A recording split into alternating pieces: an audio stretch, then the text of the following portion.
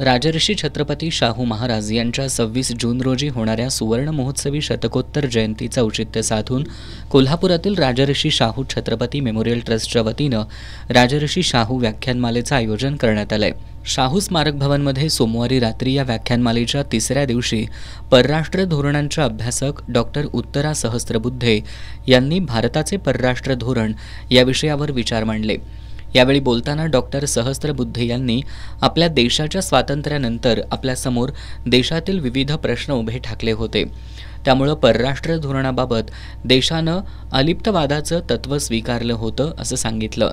1950 साली झालेल्या कोरियाच्या युद्धावेळी देशानं घेतलेल्या भूमिकेतून ते तत्त्व स्पष्टपणे जाणवत होतं। सोव्हिएत युनियनशी शस्त्रकरार करत असताना पाश्चिमात्य देशांकडून आण्विक मदत घेण्यामागेही तोच विचार असल्याचं त्यांनी नमूद केलं। 90च्या दशकानंतर परराष्ट्र धोरणाची स्वायत्तता असा विचार पुढे आला। दरम्यान अमेरिकेचं वर्चस्व कमी होऊन रशिया, चीन असे नवीन देश महासत्ता म्हणून उदयास आले। त्यामुळे पुढील काळात परराष्ट्र धोरणाची स्वायत्तता आपल्या देशानं जपल्याचं त्यांनी सांगितलं। 1985 नंतर आयातीवरील निर्बंध उठवले गेले।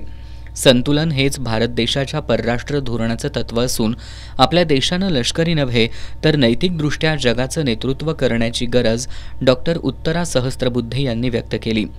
यावेळी सकाळ माध्यम समूहाचे सल्लागार संपादक श्रीराम पवार, राजर्षी शाहू छत्रपती मेमोरियल ट्रस्टचे विश्वस्त डॉक्टर अशोक चौसाळकर, सचिव मोहिनी चव्हाण, प्रशासकीय अधिकारी राजदीप सुर्वे यांच्यासह नागरिक उपस्थित होते।